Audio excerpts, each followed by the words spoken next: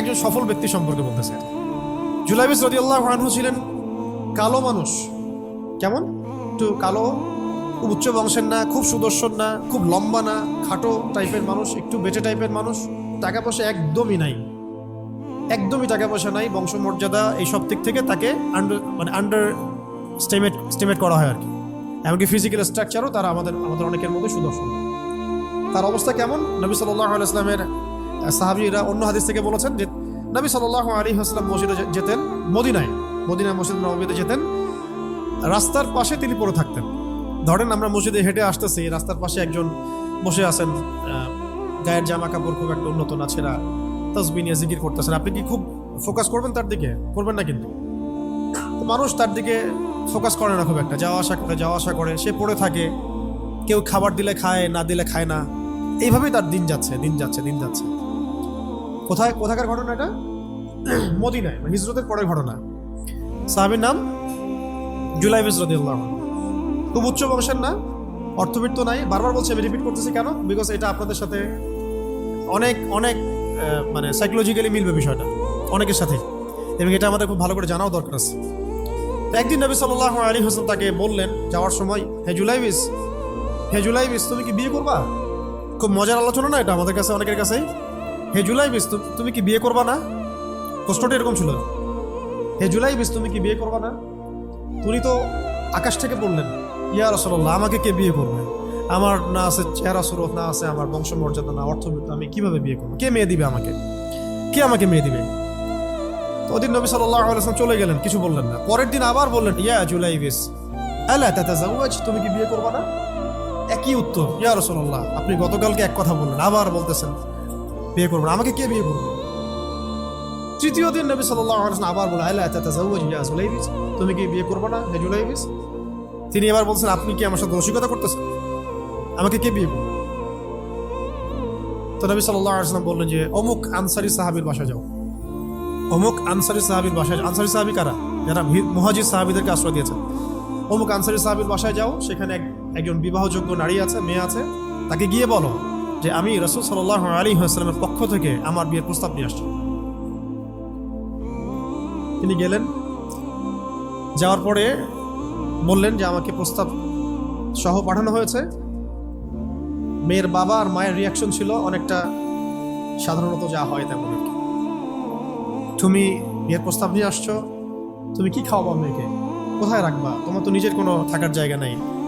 প্রশ্ন কিন্তু যৌক্তিক কি? আমি মেয়ের তো বাবা, আমিও তো এই প্রশ্নই করবো নাকি? প্রশ্ন করবেন না? আপনার মেয়ে থাকলে এভাবে প্রশ্ন করবেন তো আপনি। তো তারাও সেই প্রশ্ন করলেন, এমনকি এক পর্যায়ে রিফিউজ করে দেওয়া হলো, না এটা পসিবল হবে। এই কথাগুলো, কনভারসেশনগুলো ভিতর থেকে শুনছিলেন সেই মেয়ে নিজেই, আনসারী সাহাবী, মদিনার আনসারী মেয়ে।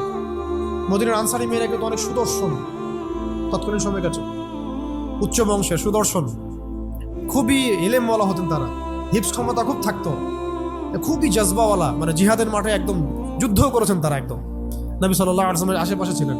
উহুদের সময় একজন আনসারী সাহাবী ছিলেন, মহিলা সাহাবী, উম্মে আমারা তীর ছুঁড়েছেন নবী সাল্লাল্লাহু আলাইহি ওয়াসাল্লামের পাশে। তো ওনারা কিন্তু খুবই গায়রতওয়ালা মানুষ। তিনি বলছেন, হে আমার বাবা মা, এই প্রস্তাব কে পাঠিয়েছে? নবী সাল্লাল্লাহু আলাইহি ওয়াসাল্লাম। যে প্রস্তাব রাসূল পাঠিয়েছেন সেটাকে কিভাবে তোমরা ডিনাই করো? আমি জুলাইবিসকে বিয়ে করবো। কে বলছেন এটা? আপনি পুরা সিস্টেম খুঁজে এরকম একটা আনসারী সাহাবীর মতো মেয়ে আমাকে দিতে পারবেন? ইল্লা মাশাআল্লাহ, হইতে পারে ইল্লা মাশাআল্লাহ। তো ওই মেয়ে, নারী সাহাবী, তিনি রাজি হলেন। এবার শোনেন, এবার বিয়েও হলো, মাশাআল্লাহ, বাসর হলো, এবং সকালবেলা আওয়াজ হচ্ছে, মদিনার চারপাশে এলান হচ্ছে যে হে মুসলিমরা সবাই বের হও, ইহুদিদের সাথে যুদ্ধে আমাদেরকে খায়বারে যেতে হবে। ইহুদিদের সাথে যুদ্ধে আমাদেরকে খায়বার আক্রমণ করতে হবে। নবী সাল্লাল্লাহু আলাইহি ওয়াসাল্লাম তোমাদেরকে আদেশ করেছেন। এটা কিন্তু হুদাইবিয়া সন্ধির পরের ঘটনা। আর ইহুদিদের সাথে আমাদের বেশ কয়েকটা যুদ্ধ হয়েছে, বনু কুরাইজার সাথে, বনু কাইনুকার সাথে, বনু নাজিরের সাথে, এবং ফাইনালি খায়বারে এদের সাথে। তো জুলাইবিস রাদিয়াল্লাহু আনহু বের হয়ে গেলেন যুদ্ধের জন্য, এবং খায়বারে যুদ্ধ হলো, খায়বার অবরোধ করা হলো, এবং খায়বার যুদ্ধের বিশাল হিস্ট্রি আছে, আপনারা পড়ে নিয়েন, লম্বা কথা। খায়বার দুর্গ জয় হয়, এবং এই দুর্গ পুরো জয় করতে, সবগুলো দুর্গ জয় করতে মোট 12 থেকে 16 জন মুসলিম সাহাবী শহীদ, 12 থেকে 16 জন বা 18 জনের মতো আর কি। এই ফিগার, এইটুকুর মতো 12 থেকে 16 বা 18, এতটুকু এত কম সংখ্যক সাহাবী শহীদ হয়েছেন খায়বার যুদ্ধ জয়ে। আর ইহুদিদের তো বহু ইহুদি মারা গেছে। এবং খায়বার বিজয়ের পরে মোট মুসলিমদের আর্থসামাজিক যে অবস্থা, মানে টাকা পয়সা, ল্যান্ড, গনিমতের মাল প্রচুর বেড়ে গেছে। এখন নবী করিম সাল্লাল্লাহু আলাইহি ওয়াসাল্লাম শহীদদের লাশ তালাশ করছেন, কোথায় কোথায় শহীদরা আছে, তাদের মানে কবরস্থ করার প্রসেসিং হবে। উহুদ যুদ্ধেও তো হয়েছে না, ওই রকমই প্রত্যেকটা যুদ্ধেই তো এটা হতো।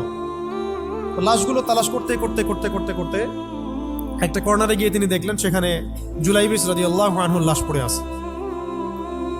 কার? জুলাইবিস রাদিয়াল্লাহু আনহুর লাশ পড়ে আছে, যার ব্যাপারে আমি গল্পটা বলছি আর কি। এবং তার গায়ে অসংখ্য তরবারের দাগ, ক্ষতবিক্ষত অবস্থা, এবং তার আশেপাশে মোট 1 2 3 4 5 6 7 8 9 জন ইহুদির লাশ পড়ে আছে। ছোট সাহাবী, বলেছি আকৃতিতে ছোট, খুব উঁচু বংশের না, অর্থ সম্পদ কম, দেখতে সুন্দর না। গতকাল বিয়ে করেছেন, কেউ তাকে বিয়ে দিতে যাচ্ছিল না। তার এক পাশে কয়জন ইহুদির লাশ, তার পাশে 9 জন ইহুদির লাশ পড়ে আছে, মাঝখানে তার লাশ ক্ষতবিক্ষত অবস্থায়। এই অংশটুকু আপনারা পড়ে নিয়েন, পড়লে আরো ভালো ফিল করবেন, একা একা পড়লে আরো ভালো ফিল করবেন। নবী সাল্লাল্লাহু আলাইহি ওয়াসাল্লাম নিজে তার কাছে গেলেন। হাদিসের মধ্যে আসছে, সিরাতের কিতাবের মধ্যে আসছে, নবী সাল্লাল্লাহু আলাইহি ওয়াসাল্লাম নিজে তার কাছে গেলেন। যাওয়ার পরে তার যে মাথা, সেই মাথার পাশে নবী সাল্লাল্লাহু আলাইহি ওয়াসাল্লাম বসলেন। বসার পরে নিজের হাতে জুলাইবিস রাদিয়াল্লাহু আনহুর চেহারা থেকে এরকম করে ধুলাবালিগুলো সরানো, নবী সাল্লাল্লাহু আলাইহি ওয়াসাল্লাম তার গা থেকে রক্তগুলো আমাদের নবী সাল্লাল্লাহু আলাইহি ওয়াসাল্লাম মুছলেন, আদর করলেন, চুলগুলো ঝাড়লেন। দৃশ্যটা চিন্তা করেন, তার চুলগুলো তিনি ঝাড়তেছেন, চেহারা থেকে রক্তগুলো মুছতেছেন। কে? নবী সাল্লাল্লাহু আলাইহি ওয়াসাল্লাম তার চেহারা ধুলাবালিগুলো মুছতেছেন। নিজের এই পায়ের মধ্যে, উরুর মধ্যে তার মাথাটাকে নিয়ে এসে রাখলেন নবী সাল্লাল্লাহু আলাইহি ওয়াসাল্লাম। রাখার পর এভাবে আদর করতেছেন। আর এরপর উপরের দিকে তাকালেন, তার জন্য তো দোয়া করলেন, উপরের দিকে তাকালেন, তাকে চোখ নামাই নিলেন। সাহাবায়ে কেরাম তো আশেপাশে আছেন অনেকেই, বললেন যে ইয়া রাসূলুল্লাহ, আপনি এমনটা কেন করলেন, চোখ নামাই নিলেন কেন? তখন তিনি বললেন যে আমি দেখলাম যে জান্নাতের হুরদের মধ্যে অসংখ্য হুর ছুটে আসতেছে, কে জুলাইবিসকে আগে বরণ করবে তার জন্য। তিনি নিজে কাঁদলেন, জুলাইবিসের জন্য নিজে কাঁদলেন, নিজের হাতে তাকে এভাবে উঠালেন। তিনি ছোট মানুষ ছিলেন। এরপর 2 হাত দিয়ে তাকে উঠালেন, উঠাই নিজের হাতে তাকে দাফন করলেন। দাফন করার পর তিনি বললেন, ইয়া জুলাইবিস, হে জুলাইবিস, আনতা মিন্নি ওয়া আনা মিনক, তুমি আমার অংশ, আমি তোমার। হে জুলাইবিস, তুমি আমার, আমি তোমার। হে জুলাইবিস, তুমি আমার, আমি তোমার। এই কথাটা বললেন কে? নবী সাল্লাল্লাহু আলাইহি ওয়াসাল্লাম। এখন আপনাদেরকে আমি সাফল্যের মানদণ্ড কিভাবে বোঝাবো? এর বাইরে কোনো ভাষা নেই আমার কাছে।